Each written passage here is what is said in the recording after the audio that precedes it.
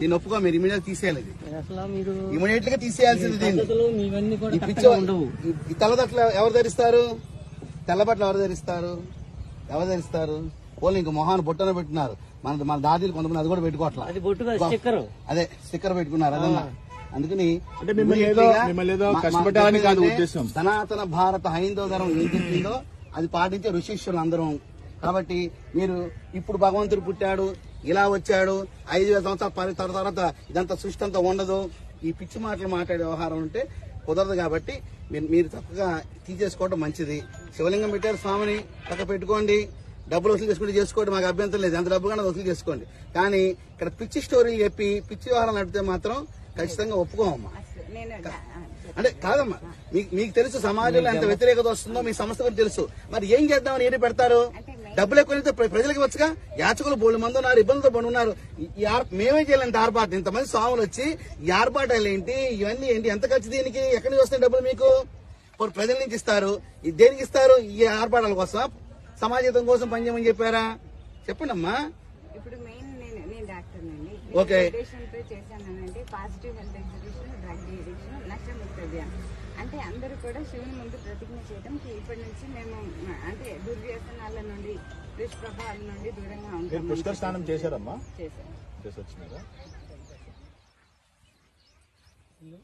మీరు మాత్రం దయచేసి మేము మా వాళ్ళు ఇక్కడ ఉంటారు, ఏ మాత్రం గనక దేవుడి గురించి చెప్పుకోండి, శివుడి గురించి చెప్పుకోండి, నారాయణ గురించి చెప్పుకోండి, ఋషి సాంప్రదాయం చెప్పుకోండి.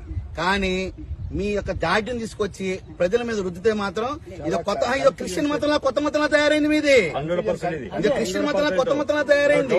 ఇది కరెక్ట్ కాదు కదా. మీరు ఇది చేస్తారు, కన్ఫ్యూజ్ చేస్తున్నారు వ్యవస్థని.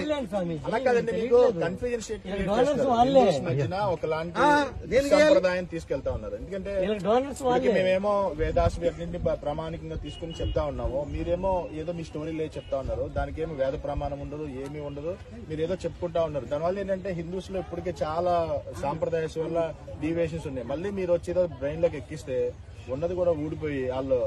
మేము గ్రామాల్లోకి వెళ్తున్నాం, పట్టణాలకు వెళ్తున్నాం, ప్రజల్లోకి వెళ్తున్నాం, లక్షల మంది కలుస్తున్నాం.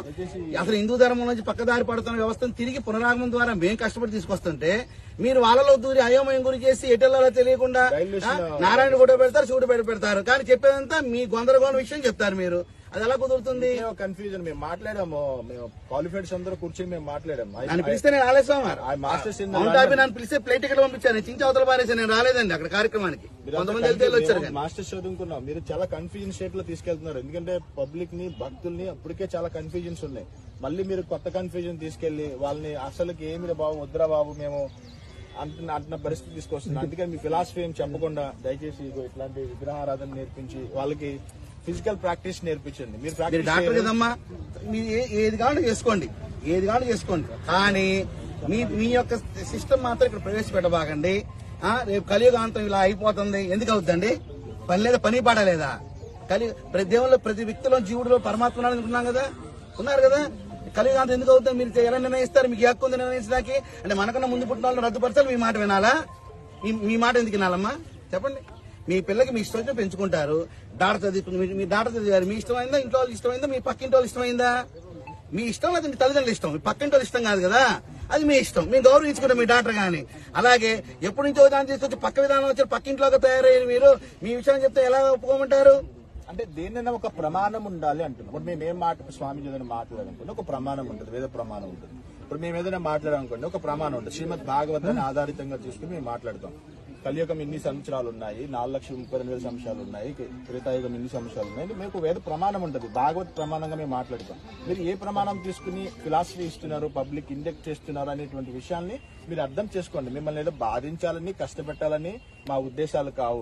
అలా కాదండి, మీకు ఖచ్చితంగా బాధించడానికి వచ్చా. నేనైతే అయిపోయింది సార్, దండం లేకపోతే కుదరదండి, దండం లేకపోతే కుదరదు. చెప్పి చూసాం, దండనే అయిపోయింది, బాధించడం కాదు. స్వామి మాతజీ, వ్యక్తిగతంగా మీ పట్ల మాకేం ద్వేషం లేదు, కానీ సాంప్రదాయపరంగా మీరు అది మాకేమి హాని ఉండదు, మీకు మేము హాని చేయం. కానీ సాంప్రదాయపరంగా ఖండించాల్సినటువంటి బాధ్యత స్వామీజీల పైన ఉంటుంది.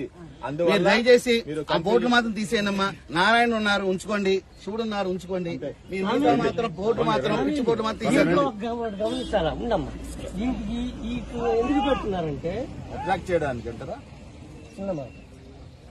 హైందవ సంప్రదాయం దేవతలను ఎందుకు పెడుతున్నారంటే క్రైస్తవులను పెడితే క్రైస్తవులే వస్తారు. వాళ్ళని మోటివేట్ చేసి మార్చేది ఏం లేదు, ఆల్రెడీ మారి ఉన్నారు వాళ్ళు. ఈ పెడితే మనలాంటి వాళ్ళు వస్తారు. మన వాళ్ళని మార్చడానికి ఇది ఒక తంతు వీళ్ళు వేసిన మా దేవుని నుంచి మిగతా తీసేయండి. వీళ్ళు వేసినటువంటి మళ్ళీ ఉంచితే మాత్రం బాగుపడదాం. మొత్తం చేస్తాం. నిమిషాలు మొత్తం మనిషి వస్తారమ్మా.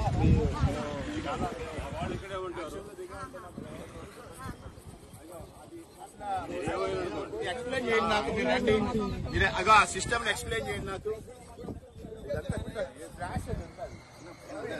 తెలుగు కనపడుతుంది చూడండి మధ్యలో. పెద్ద స్ట్రాష్ ఇవన్నీ తీయాలమ్మా. ఈ కన్ఫ్యూజన్స్ అన్ని తీయాలి. చోటేశమ్మ నారాయణ కింద ఉన్నారు, ఆయన పైన ఉన్నారు. జీసస్ ఇది ఎందుకమ్మా? అమ్మా ఇదేంటిది దరిద్రం? అమ్మ ఏంటమ్మా అమ్మా ఈ దరిద్రం ఏంటమ్మా? పుష్కరాల్లో ఏంటిది ఈ దరిద్రం ఏంటమ్మా? ఏరామి ఏమ్మా ఏంటి? సరమ సమానం అయితే మీ ఆస్తి ఉంటే నాకు ఇచ్చేయండి, కొంచెం అంతా ఒకటే కదా. మీ ఆస్తులు ఉంటే మాకు ఇచ్చేయండి, మేము పంచుకుంటాం అందరూ. ఈ దరిద్రం ఏంటి? ఇక్కడ ఏంటి అసలు ఇక్కడ జరుగుతుంది ఏంటి?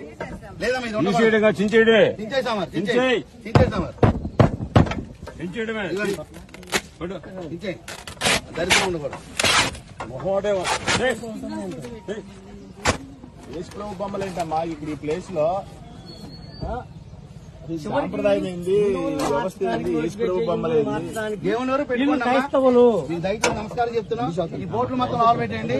2 రోజులు మా వాళ్ళు ఉంటారు రండి, మా వాళ్ళు ఉంటారు, వచ్చి అబ్జర్వేషన్ చేస్తారు. ఈసారి మాత్రం తేడా వస్తే మాత్రం కేసు నమోదు చేస్తాం. చట్ట ప్రకారం చర్య యేసు తీసుకుంటాం. ప్రభు బొమ్మలు పెట్టారేంటి? ఏ దరిద్రం ఇది? ఎందుకమ్మా? అట్లా ఎందుకని డబ్బులు పెట్టారు? ఇచ్చేదానికి. జీసస్ నుంచి డొనేషన్లు జీసస్ క్రైస్ట్ ఫోటోని ఎందుకు పెట్టారు మీరు? మీరు దాంట్లో